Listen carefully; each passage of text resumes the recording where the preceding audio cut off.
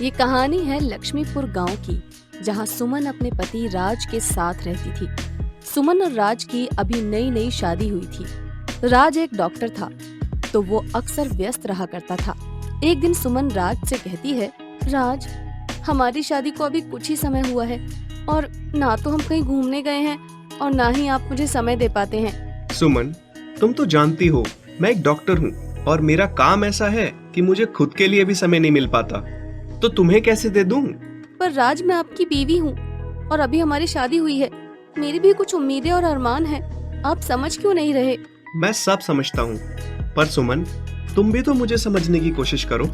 मैं एक डॉक्टर हूँ, तो मेरा सबसे पहला फर्ज मेरे पेशेंट्स के प्रति है। अच्छा, और अपनी पत्नी के लिए आपका कोई फर्ज नहीं है? सुमन, इस बहस का कोई अंत नहीं है।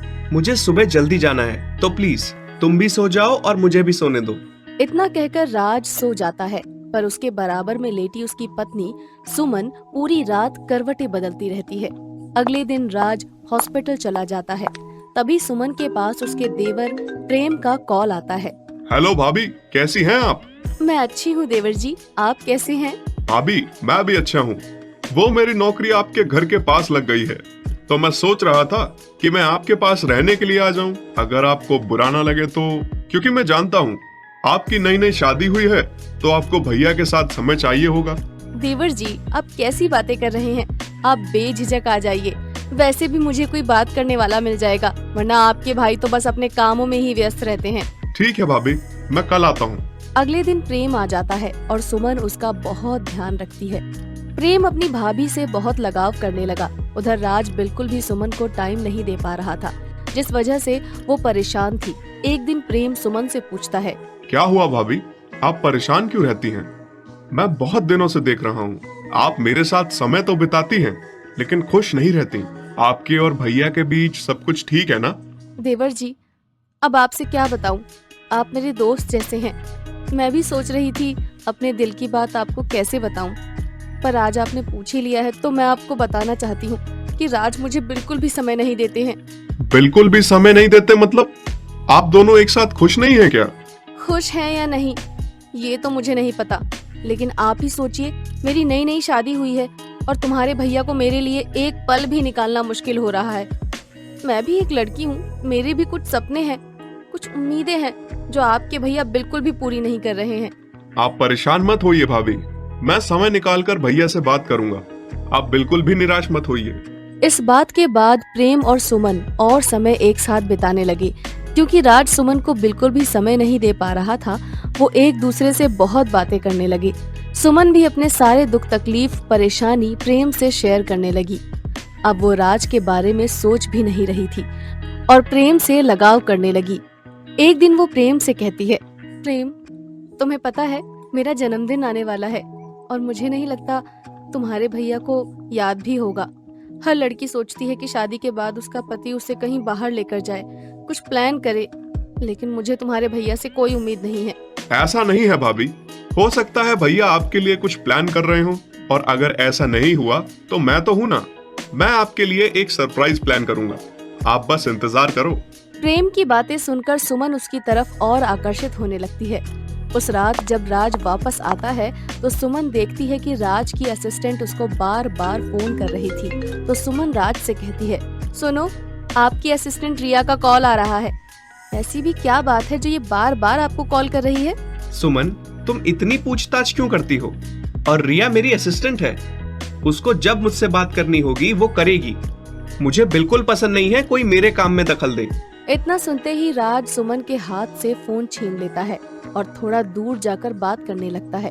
सुमन को उसका ये बर्ताव बड़ा ही अजीब लगता है। फिर थोड़ी देर बाद सुमन ने देखा कि रिया का फोन दोबारा से आता है और राज फिर फोन लेकर बाहर जाता है। तभी सुमन देखती है कि राज घर के बाहर जाकर रिया से एक गाड़ी के पीछे छुप छुप के बात कर रहा था। फिर सुमन उसके पास जाती है, पर तब तक वहाँ पर कोई नहीं था। तो सुमन राज से कहती है, राज, आप किससे बातें कर रहे थे? मैं तो किसी से बात नहीं कर रहा था, ऐसे ही घूमने बाहर आया था।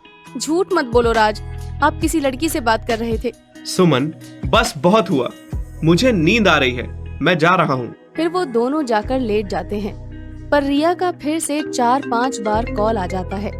और राज अलग अलग जगह जाकर बात करने लगता है। सुमन को राज के ऊपर शक होने लगा और वो अगले दिन प्रेम से कहती है, प्रेम, मैं तो तुम्हारे भैया को गलत समझ ही रही थी।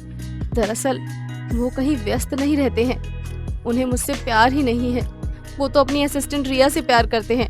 नहीं नहीं भाभी, ऐसा नहीं हो सकता है उसको कुछ काम हो। हाँ, तुम तो लोगे ही अपने भैया की साइड। ऐसा भी क्या काम है कि इतनी रात तक फोन आता है? कल मेरा जन्मदिन है, उन्हें याद भी नहीं है। उन्होंने इस बारे में मुझसे कोई भी बात नहीं की है। मैं ही गलत समझ रही थी, उन्हें मुझसे प्यार ही नहीं है। अच्छा, आप इन सब बातों को छोड़िए और चलिए मेरे साथ, अपनी आंखें बंद कर लीजिए। यहाँ मैं इतनी परेशान हो रही हूँ और तुम मुझसे मजाक करने में लगे हो। मजाक नहीं भाभी, आप चलो तो मेरे साथ, आपके लिए कुछ है। प्रेम सुमन की आंखें बंद करके एक कमरे में ले जाता है जिसे उसने बहुत सुंदर सजाया हुआ था। साथ ही साथ बहुत से गिफ्ट और एक बहुत बड़ा केक भी लेकर आता है।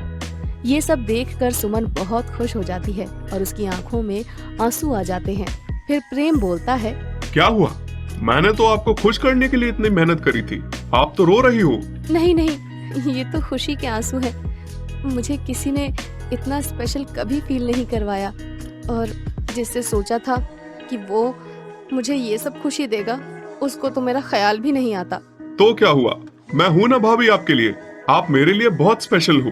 सुमन ऐसी बातें सुनकर प्रेम के गले लग जाती है और दोनों एक दूसरे में खो जाते हैं और अपने रिश्ते का लिहाज भूल जाते हैं और सारी हदें पार कर देते हैं।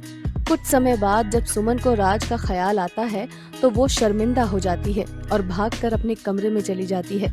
थोड़ी देर बाद ही राज आ जाता है। सुमन, तुम तैयार हो जाओ, मुझे तुम्हें किसी के पास लेकर जाना है। पर मुझे कहीं नहीं जाना है, आप जाइए, आपको जहाँ जाना है। अरे बाबा, इतना गुस्सा किस बात का? मैं जानता हूँ सुमन कि मैं तुम्हें बिल्कुल भी समय नहीं दे पा रहा हूँ, लेकिन तुम भी तो समझो, मैं एक डॉक्टर हूँ, बहुत बिजी रहता हूँ। अब चलो ना मेरे साथ, तुम्हें कुछ दिखाना है। राज के बहुत कहने पर सुमन तैयार होकर उसके साथ चल देती है। वहाँ जाकर वो देखती है कि राज ने उसके लिए होटल के एक कमरे में बुकिंग कर रखी थी, जिसे उसने बहुत ही सुंदर सजाया हुआ था और उसने एक हफ्ते का पैकेज घूमने के लिए भी बुक किया था, उन दोनों के हनीमून के लिए। फिर सुमन राज को कहती है, तुम्हें मेरा बर्थडे याद था? मैं तो सोच रही थी कि आपको मेरा जन्मदिन याद ही नहीं है। अरे तुम क्या पागल हो गई हो?